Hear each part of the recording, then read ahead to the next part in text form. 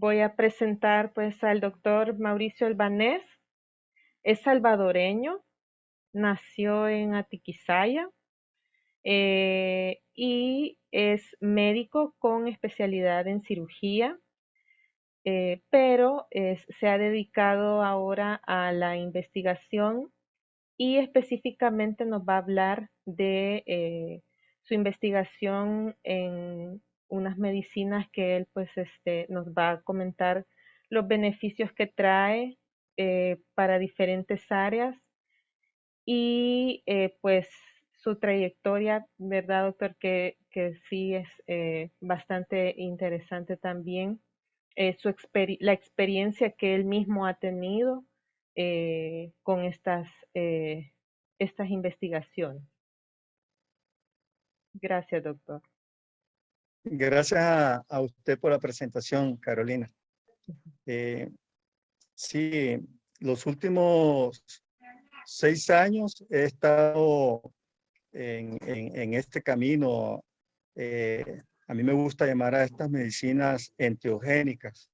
El significado de enteógenos lo pusieron porque anteriormente se decía psicodélicos y lo psicodélico se relaciona muchas veces con experiencias lúdicas, y un grupo de investigadores norteamericanos querían separarlo de la experiencia lúdica, porque habían estado observando cómo tenía beneficios en la salud, sobre todo a nivel de la neurociencia.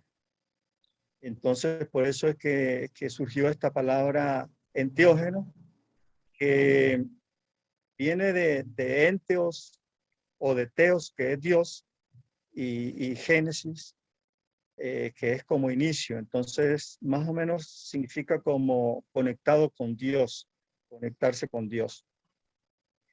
Entonces, es la palabra que a mí me gusta utilizar. Y tuve la oportunidad en Venezuela de personalmente acceder a estas medicinas. Fue con ayahuasca, con la cual comencé, pero luego de eso tuve la oportunidad de ir a España y ahí conocí otras medicinas enteógenas también, con excelentes resultados.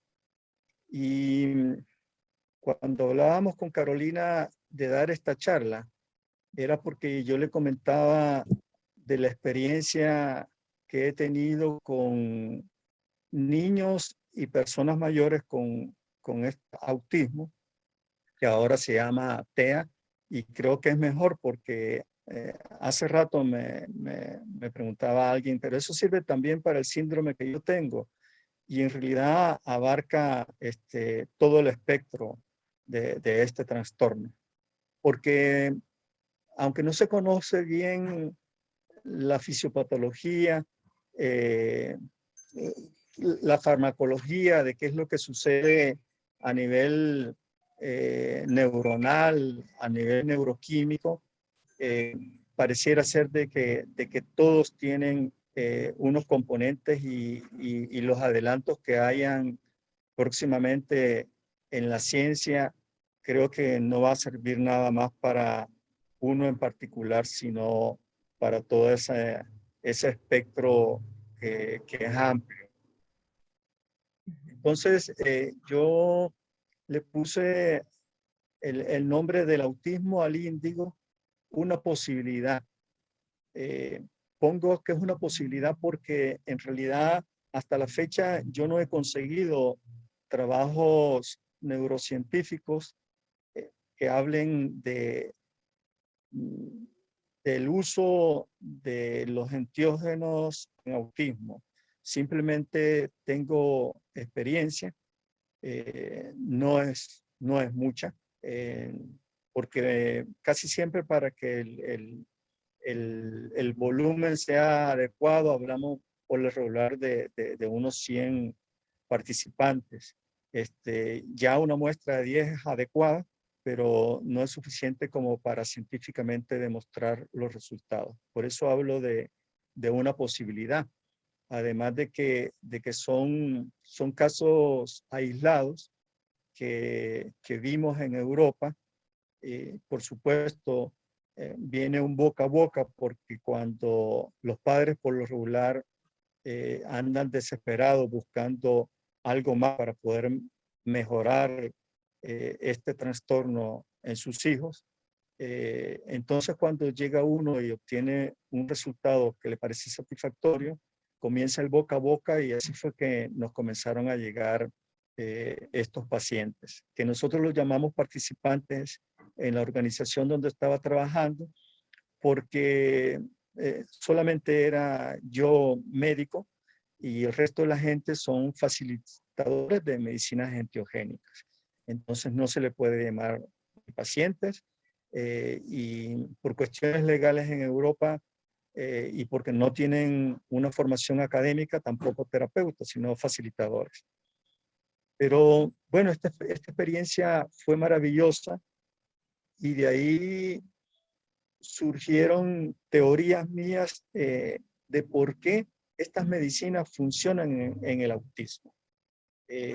Y el índigo, que ahorita vamos a ver en las próximas presentaciones, están los niños índigo. El índigo, sabemos que existen los niños índigo, pero surgió de uno de los últimos estudios que yo estaba leyendo sobre las medicinas. Y eso lo voy a conversar ya ahorita un poco más con las diapositivas. Entonces, vamos a ver. Yo debo de admitir que no soy un experto en el trastorno del autismo, del espectro autista. No soy un experto. Tienen mucho mayor experiencia Carolina y su grupo.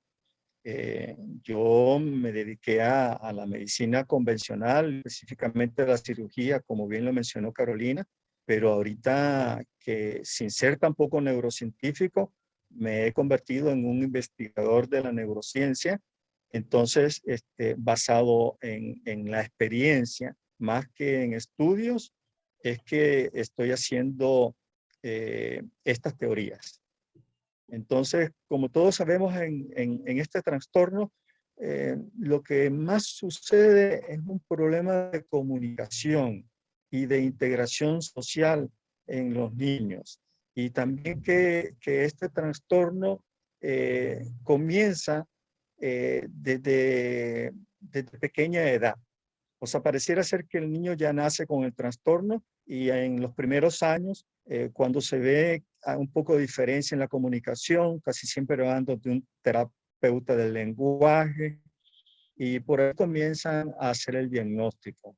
Entonces, lo que se ve es la comunicación que es diferente y la interacción social de estos niños, quizás por su misma sistema de comunicación diferente, entonces les cuesta integrarse a la sociedad, inclusive a la familia. Y luego tienen patrones restrictivos de conducta. Eso es lo que más característica, es las principales características del trastorno. Luego, como sabemos, hay diferentes niveles dentro del trastorno, desde los muy graves hasta personas que pudiesen parecer simplemente antisociales porque el mismo problema de comunicación lo lleva a que su relación social sea un poco diferente. Entonces, esas son las principales características y el por qué yo creo que el tratamiento con enteógenos puede ser muy adecuado. Entonces, aquí tengo una pequeña información de lo que es el niño índigo. Decir de que comenzó por alguien que es vidente, ve las auras, eso fue hace unos 30 años aproximadamente, y entonces comenzó a ver las auras de color índigo, que como sabemos es el color superior. A ver, no sé si recuerdo mal, aquí le decimos morado, pero ese es el color índigo, que es el color superior en la escala de los colores. Y entonces esta persona comenzó a ver el aura de ese color en los niños que estaban naciendo hace unos 30, 40 años. Y cada vez se fue convirtiendo más común y se comenzaron a ver comportamientos diferentes en estos niños. Tanto así que en los grupos de nueva era o New Age, algunos grupos hablan de que son personas con capacidades sobrenaturales, hasta como telepatía. Pero ese no es un punto a discutir en esta reunión. Solamente quiero llevar a que son niños diferentes a lo común, a lo que estábamos acostumbrados en ese momento. Y tengo aquí subrayado, aunque creo que no se ve muy bien en la diapositiva, el pánico moral que surge en los padres al tener que enfrentar una terapia psiquiátrica y a veces médica para sus niños. Y en este caso no estamos hablando del TEA, sino que estamos hablando de los niños índigos, que se creían superiores, se estaban haciendo investigaciones, pero también estos niños índigos son niños que se describen como un poco rebeldes porque tienen diferentes formas de ver el mundo y diferentes formas de pensamiento. Entonces muchos fueron a psicólogos, a psiquiatras, a terapeutas, y yo lo que quiero resaltar de esto es el pánico moral que surge en los padres y en la familia al tener que estar en un tratamiento y al tener que ser medicados. Sí. Quería resaltar que son niños especiales y que para mí lo más importante, por conversaciones que he tenido principalmente con Carolina, es cómo afecta la relación en la familia y cómo los padres se ven afectados eh, al tener estas personas que son especiales.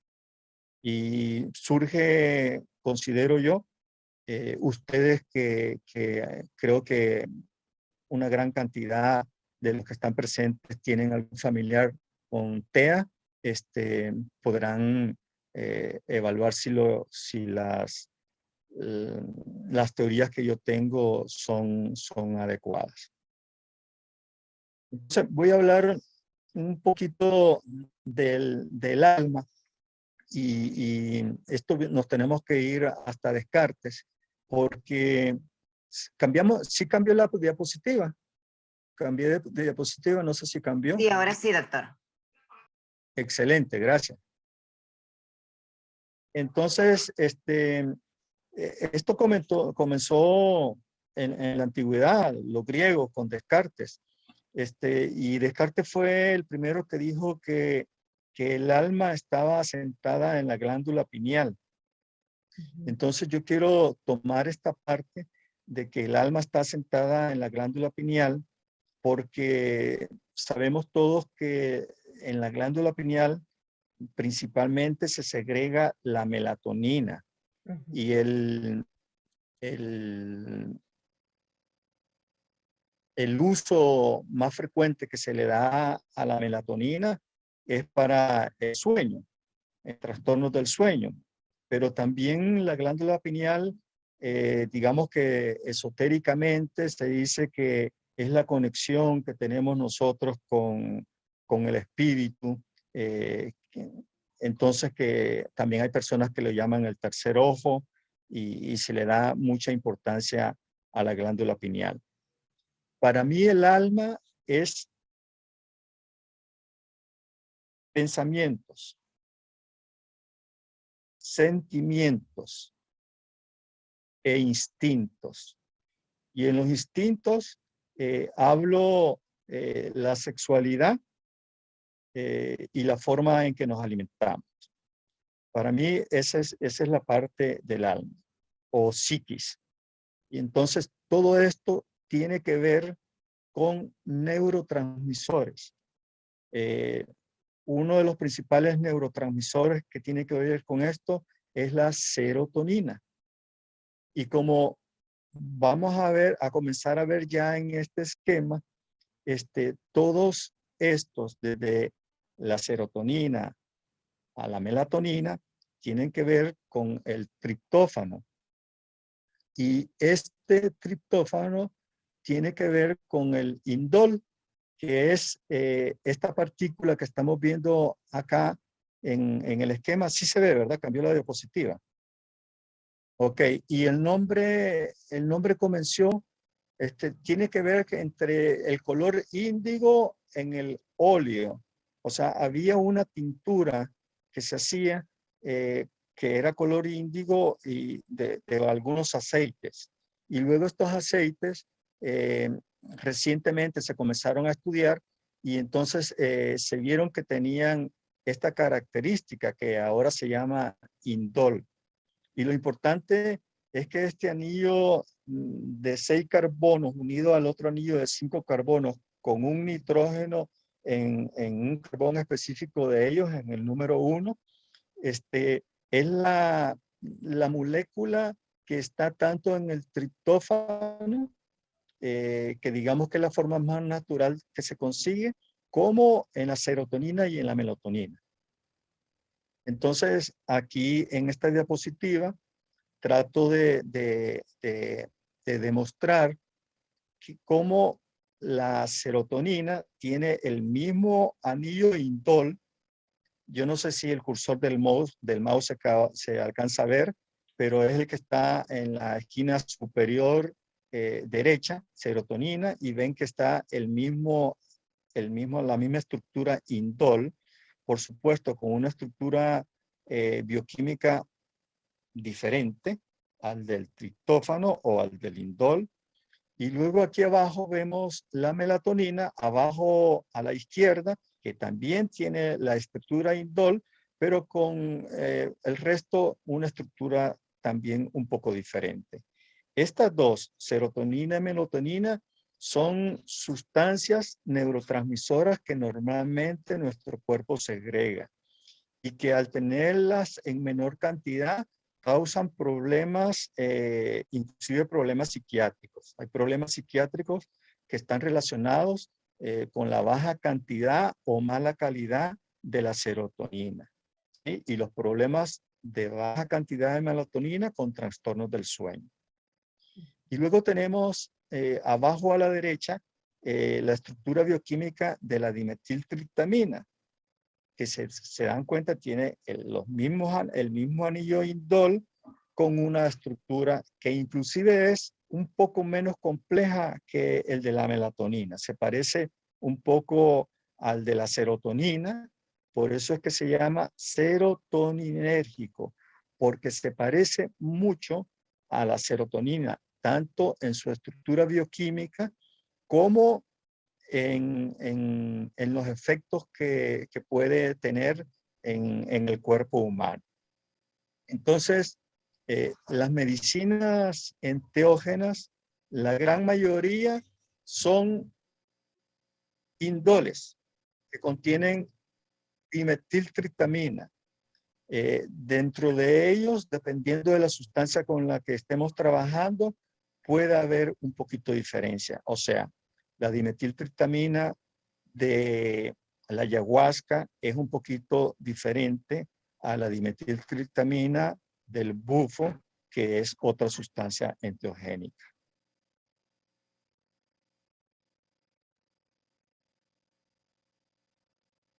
Más o menos lo mismo que hemos hablado. La estructura superior es la serotonina y la estructura inferior es la dimetiltriptamina.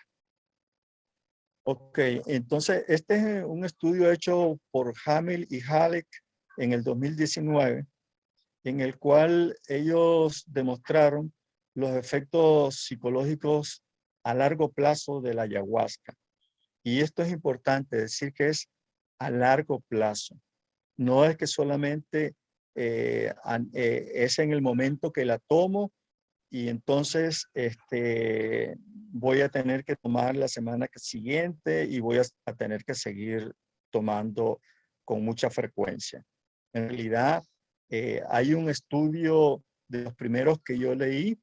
El estudio fue hecho en Holanda, en la Facultad de Psicología, y ahí dicen de que con una toma de ayahuasca los efectos duran 22 días.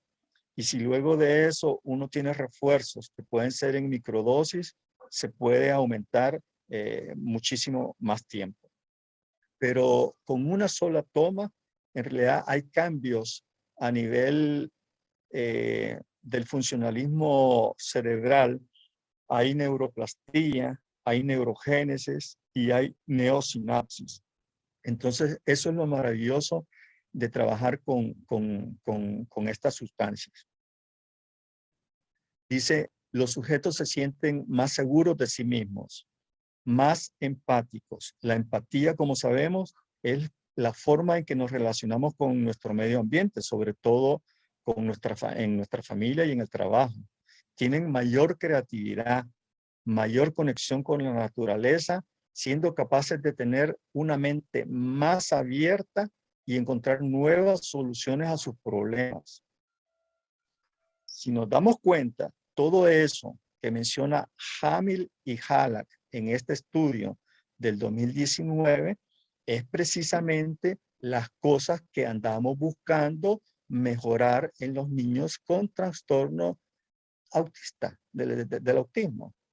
Entonces, de ahí, cuando yo leí este libro, este artículo, fue cuando yo lo relacioné inmediatamente con autismo. Aquí está una demostración, ¿verdad?, de que vale la pena hacer estudios que nos lleven a demostrar que puede ser una gran ayuda para el TEA, basado en este artículo. Por eso es que quería pasar la diapositiva, Carolina, principalmente para que se viera esto. El que quiera, por intermedio de Carolina, yo le puedo dar el artículo completo, no sé si está en inglés o en español, pero para que vean de dónde viene. Estas son las conclusiones. El artículo, por supuesto, es mucho más grande. Sí, claro que sí, con gusto. Sí, es un esquema bien bonito donde se ve como con una sola toma de ayahuasca aumentó la entropía. El punteamiento azul es cómo estaban antes de tomar ayahuasca, y el superior, que es el verde, es cómo aumentó la entropía posterior a una sola toma de ayahuasca. Este estudio lo hicieron ellos valorando 3 puntos psiquiátricos, que no vale la pena porque este no es una charla científica, sino que es una charla para gente normal. Yo estoy tratando de hablar con un lenguaje normal. No me gusta ser pesado con cosas científicas, pero como estamos tratando de justificar digamos que el trabajo para demostrar los buenos resultados en este trastorno, tenía necesidad de poder poner algo de esto. Entonces, la entropía, como sabremos, es el grado de desorden o incertidumbre al que están expuestas en la vida las personas, y la forma en que ellas se adaptan a este caos, a eso es a lo que se llama entropía. O sea, tenemos que entender que nuestra vida es caótica, que no la podemos controlar. Todas las personas, en este caso no estoy hablando de los niños con TEA o de las personas con TEA, sino todas las personas. Muchas veces el problema que tenemos es que somos controladores. Dígame la mamá, ¿cómo le gusta controlar al hijo, incluyendo un hijo normal o un niño con el trastorno? Porque tienen ciertas expectativas y proyecciones al futuro.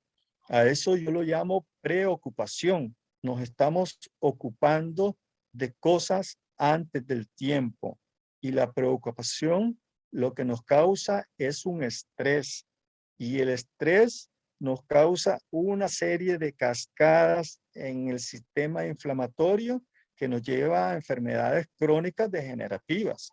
Entonces, es muy importante el tener niveles altos de entropía, ¿verdad? Y eso, este estudio demuestra cómo aumenta en una cantidad considerable con una sola toma de ayahuasca. Por eso es que también es para todo el mundo, como digo yo, pero también un niño con TEA o una persona adulta con TEA, como todos, vamos a salir beneficiados porque vamos a poder resolver de una manera más fácil y favorable los problemas que se nos presentan en la vida.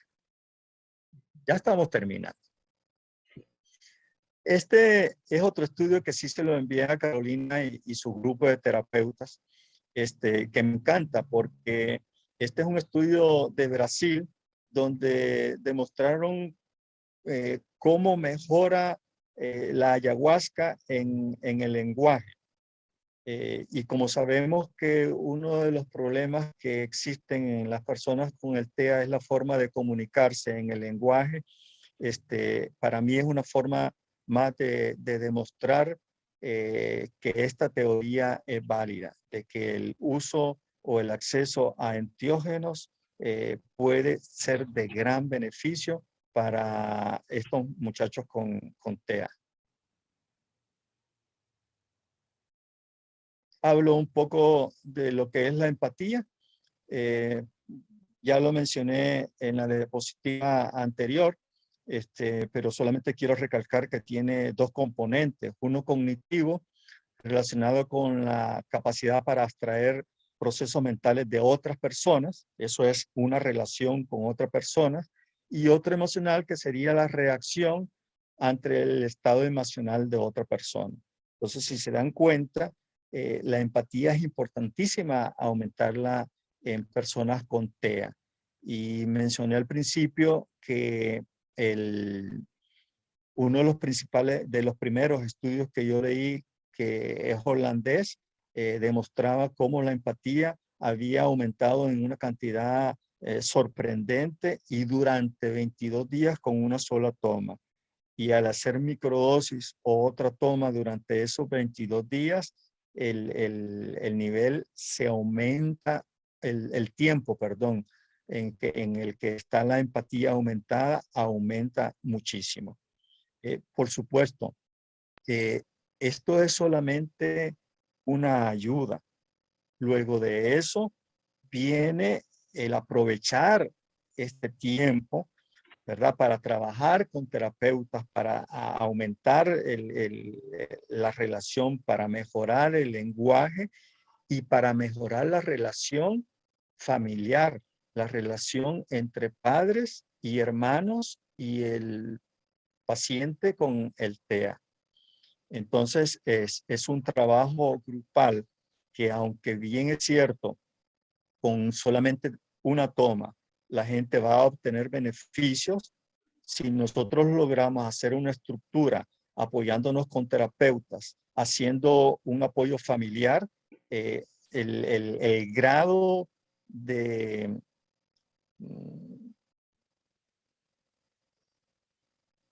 el grado en que las personas van a ser de beneficio, vamos a poderlo aumentar muchísimo más. Esa es la presentación que les tenía, y son las bases, digamos que científicas, neurocientíficas ya demostradas, en las cuales se basa la teoría que tengo yo para poder beneficiarse las personas con TEA. Yo le decía a Carolina de que mi criterio es que quizás los primeros que deben de acceder a esto son los padres.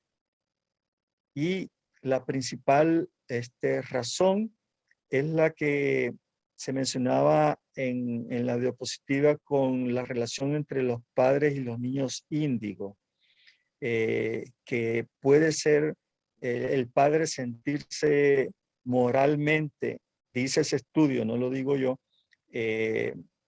mal por tener niño bajo tratamiento psicológico, psiquiátrico, terapéutico e inclusive farmacológico médico. Entonces, al mejorar la empatía en el padre, también el padre va a mejorar la relación con su niño con TEA. Además de eso, va a tener confianza en la medicina, va a saber qué es lo que está sucediendo, va a poder comprender un poco qué es lo que le está pasando a los niños durante el tratamiento para los que puedan acceder a esto. De ahí quiero terminar mi charla diciéndoles de que Carolina y yo estamos en la completa disposición de poder acompañarlos a los que quieran probar esta medicina. Y como digo, mi sugerencia es que primero lo hagan los padres. Es simplemente una sugerencia, no tienen por qué hacerlo. Podemos ir directamente a los niños. En realidad, tendríamos que, ya si hay gente interesado, ver el mecanismo de cómo lo vamos a hacer, porque hay dos formas. Una es microdosis, que las microdosis las pueden hacer en su casa sin ningún problema, pueden estar tomando microdosis. Y luego lo que yo llamo dosis total, que ahí sí yo lo llamo formato retiro, y a mí me gusta que sea en un ambiente controlado. Entonces, esto estoy hablando para los niños. Para los padres, yo lo que recomiendo es el formato retiro. La ayahuasca se toma en la noche y por eso es que es importante quedarse. Dura aproximadamente 6 horas el efecto. 45 minutos en comenzar a sentir los efectos y luego 6 horas el efecto, digamos, visionario.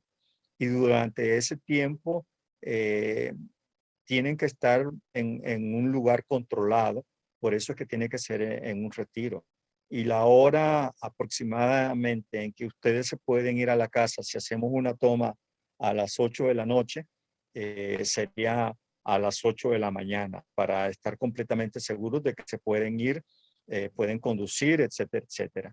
Entonces, por eso es que yo recomiendo para los padres el formato retiro, y para los niños lo tenemos que ver, conversar con Carolina y su grupo de terapeutas para ver si lo hacemos con microdosis, y quizás si son niños un poquito mayores, entonces sí ya podríamos hacer el formato retiro. Muchas gracias. Doctor, muchas gracias por su presentación. Tenemos algunas dudas por acá. Me van a disculpar, pero yo tengo problemas visuales. Así que voy a leer algunas de las dudas. Eh, ¿Esta es una medicina que se puede encontrar acá en este país? Hasta ahora entiendo que ha venido un grupo de muchachos que la ha traído. Normalmente esta medicina se da en grupos como Nueva Era, como New Age, y es adecuado. La ayahuasca como tal se produce en el Amazonas en este momento. Las plantas sí se podrían sembrar acá, y yo conozco el proceso de cómo hacer para llegar, porque es la mezcla de dos plantas, para llegar a hacer esta melaza. O sea, en un futuro nosotros la podríamos estar produciendo en el país. Bueno, otra duda, doctor. Yo medico a mi hijo con aripiprazol, sin embargo lo estamos retirando ya que al principio se vio un beneficio, pero con el paso de los meses la irritabilidad y la impulsividad se han visto aumentadas. En este ayahuasca podría dar también, perdón, no me camina el cursor. Este ayahuasca podría dar también un beneficio transitorio y luego volver a los síntomas iniciales. Sí, como dije al principio, estudios científicos no hay en este momento. Entonces, son nos estamos basando en teorías. Eh, yo considero de que beneficios a un mediano plazo van a existir. Y mi teoría es de que probablemente sea importante para mantener esos beneficios, ajá, sea importante para mantener esos beneficios, eh, hacerlo, digamos que cada 6 meses, cada un año, ir evaluando quién necesita hacerlo, quién ya no necesita hacerlo. Son estudios que están comenzando. Yo creo que de hecho somos de los primeros grupos que estamos pensando ya hacer protocolos y esos protocolos irán saliendo en base a la experiencia. Ujú. Otro dice, efectos en la parte cognitiva. Sí, como lo dije anteriormente, hay efectos en la parte cognitiva. Eh, yo creo que todo lo que hablamos, hablábamos de eso, de los efectos cognitivos que hay. Son Ujú. maravillosos. Sí. Profundizar un poquito más en eso, dice aquí el papá o mamá. En eso a la parte cognitiva, Sí, ¿cuáles o será son otra los... pregunta. Sí, no, es la misma pregunta. Profundizar un poquito más en los efectos en la parte cognitiva.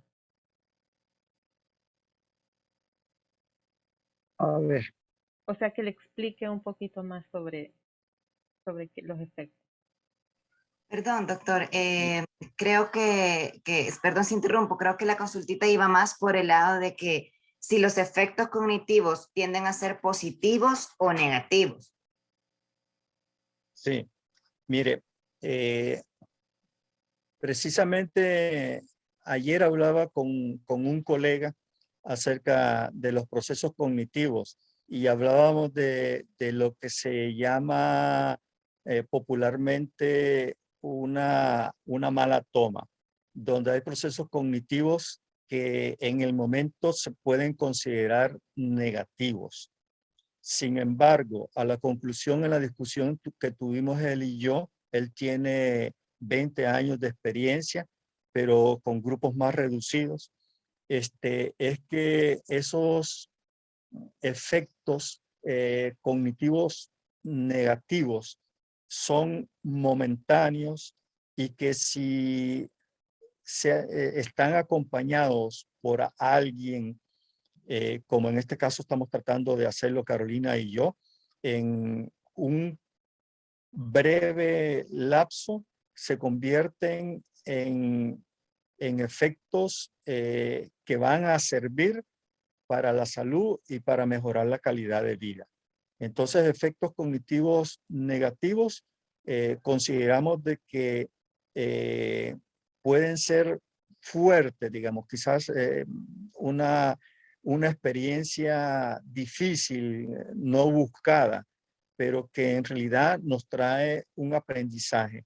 Y por eso es que es más adecuado hacer esto con un grupo de profesionales que pueda apoyar a las personas posterior a la toma de ayahuasca.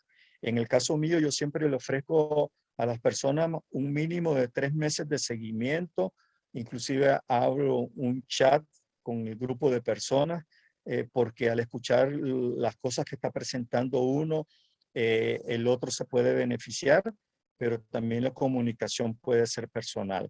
Y ya hablo de 3 meses, pero hay gente que con los 4 años que tengo de experiencia nos seguimos comunicando, inclusive llegamos a tener una amistad, que no es necesario que lleguemos a ser amigos, pero sí me refiero que la relación es tan íntima que pueden hacer una amistad. Eso es lo bueno de tener un acompañamiento, que los efectos cognitivos que podríamos catalogar en un inicio negativo se convierten en una ayuda en un corto plazo. Sí. Dice, ¿podría describir, por favor, los efectos secundarios que produce una dosis tanto en adultos como en niños? Mi hijo tiene 4 años. Sí, hace rato hablaba que yo quiero discutir luego con Carolina, porque Carolina este fin de semana, disculpe si estoy hablando cosas íntimas, a tener una experiencia conmigo. Y después de eso, yo quiero discutir con Carolina, porque yo estoy pensando que en los niños menores de 12 o 15 años, no dar una dosis completa, sino manejarlos con microdosis. Las microdosis son dosis en las cuales no deben de sentir nada, pero que hay cambios a nivel de la neuroplastía, a nivel del funcionalismo cerebral, que se notan aproximadamente 7 días, 15 días después, y entonces con microdosis no hay absolutamente ningún efecto secundario. Yo lo llamo efectos no deseados. Con una dosis completa, lo primero es que puede haber vómito, es aproximadamente en un 20% de las personas. También puede aparecer diarrea, aproximadamente en un 5% de las personas. Pero este vómito y diarrea no es un vómito en el cual te vayas a sentir enfermo. Es un vómito completamente diferente. Mucha gente lo suele describir como una limpieza energética, porque después de que vomitas o vas a evacuar, sientes que te has liberado de una carga emocional, y por eso es que hay gente que lo describe así. Entonces, esos son los efectos, digamos que no deseados, más frecuentes. Luego, los efectos, hay una parte que es visual, en la cual se puede ver la música, aparecen fractales. Además de eso, puedes tener sueños muy vividos, experiencias oníricas muy interesantes, que muchas veces la gente es lo que busca. Y yo por eso luego hago una sesión que yo le llamo sesión integrativa, porque es más importante qué es lo que sentiste durante la experiencia, a qué fue lo que vistes. Hay gente que inclusive se decepciona porque yo fui y no vi nada. Hay un 20% de personas que toman ayahuasca y dicen, perdí mi dinero, perdí mi noche, yo fui y no vi nada ni sentí nada. En realidad a mí eso no me preocupa, porque sé que a nivel cerebral están funcionando los cambios como que fuese una microdosis, y que en el transcurso de 15 días esa persona, si se entrevista conmigo, va a decir, wow, me pasó esto, he cambiado. Dice también, Otra pregunta. sí, a nuestro hijo le indicaron melatonina debido al trastorno de sueño. ¿Es posible que tenga ausencia de esa hormona? Me imagino la melatonina, y tendrá un riesgo de padecer problemas psiquiátricos debido a un, aunque usted, uy, A lo que usted mencionó. a lo que usted mencionó, Sí. perdón. Ok, sí. Mire, los niveles de melatonina actualmente hay laboratorios en los cuales se pueden medir. No es frecuente que un niño tenga ausencia de melatonina, inclusive baja de melatonina. Está descrito, está descrito calcificación de la glándula pineal, pero eso suele suceder después de los 50, 60 años. Y se dice que con el tratamiento con enteógenos se descalcifica la glándula pineal. Entonces, definitivamente ayudaría. No creo que él vaya que tenga ausencia de melatonina, pero hay estudios en los cuales se puede medir. Ujú. Otra pregunta es, ¿podría tener esta planta algún efecto en alguno de los órganos? Sí tiene efecto, el efecto, mm, por ejemplo, a nivel abdominal, está la parte, porque se mueve con la serotonina, todo el aparato digestivo, Ujú. el principal neurotransmisor que se utiliza, y de hecho el que más lo produce es el sistema digestivo. Entonces, por eso es que vienen las náuseas y los vómitos, porque es como un aumento de la serotonina. a nivel de las glándulas suprarrenales, hay una moderación del sistema y por eso es que es un antiinflamatorio potente, por eso es que ayuda muchísimo en las enfermedades neurodegenerativas, en el Alzheimer, en el Parkinson. No significa que sea una cura para el Alzheimer y para el Parkinson, pero entonces claro que sí, que tiene efectos beneficiosos. Hay un estudio que hicieron con intenciones de ver los daños que podría ocasionar la ayahuasca o las sustancias que contienen dimetiltriptamina en personas que lo consumen de una manera continua, como hay 3 iglesias en Brasil que prácticamente lo toman todos los fines de semana y contrario a lo que ellos esperaban, lo que más dicen algunas personas es que puede dar hipertensión arterial, pero luego de ese estudio se comprobó que todo lo contrario, que eran personas más sanas y que no tenían afección mayor de órganos al común de las personas y que inclusive tenían una longevidad mayor a la población normal. Entonces los efectos son beneficiosos. Excelente. Y creo que esta es la última. ¿Hay posibilidad de formar receptores químicos que produzcan adicción?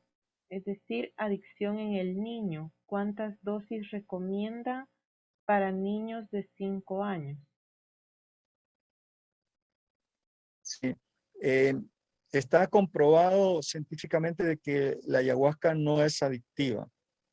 Y una de las causas por las que dice de esto es porque cada vez, o sea, si hay personas que toman durante largo tiempo ayahuasca, eh, cada vez necesitan menos cantidad y con un espacio mayor de tiempo.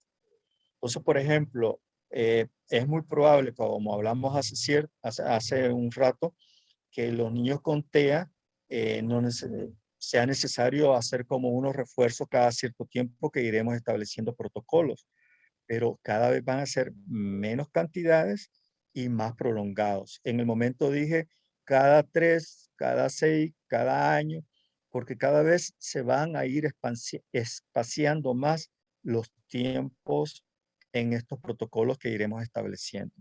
No causa adicción. Sí. Y también hay varios papás que están interesados en el precio, pero me imagino que esto pues eh, se les va a dar información de alguna otra forma. Sí, la semana que viene lo conversamos. El retiro que tengo hoy, he sacado cálculos estimados para tratar de hacerlo lo más económico acá en El Salvador y pusimos a $130 la noche, que incluía el hospedaje, la comida, la toma de ayahuasca, $130 por día. Y yo lo recomiendo son 3 días, lo cual significa que salen 390, ¿no? Las microdosis es diferente. Tenemos que ver cuánto pesa cada niño individual para ver cuál es la dosis aproximadamente que necesita. El tiempo va a ser mínimo 1 mes y máximo 3 meses.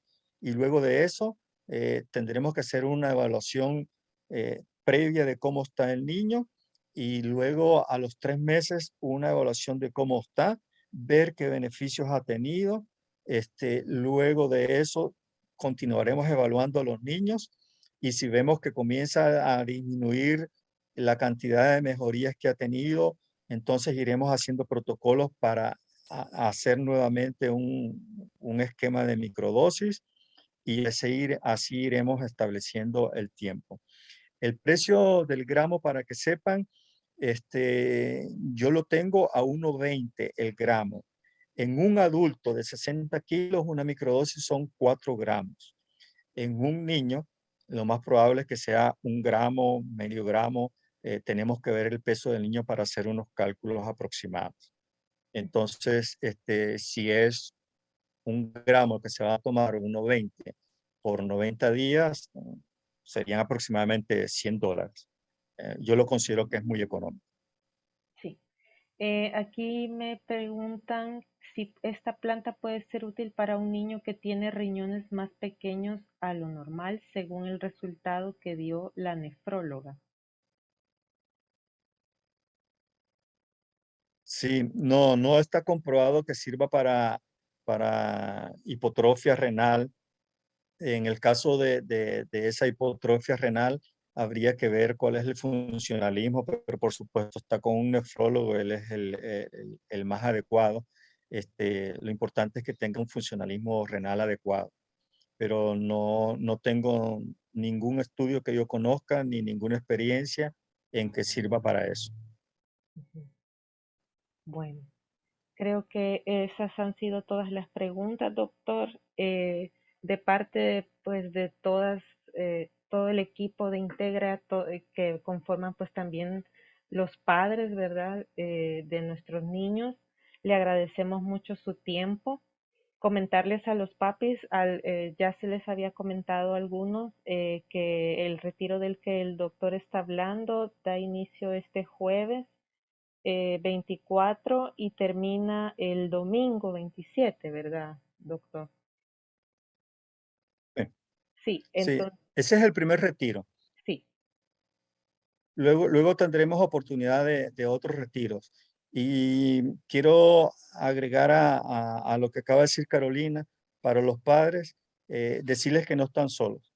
Eh, yo sé que cuentan con el equipo de Carolina y yo me sumo para cualquier pregunta y cualquier cosa que quieran saber mi opinión. Así no accedan a la medicina y quieran saber mi opinión, estoy completamente a la orden, no están solos.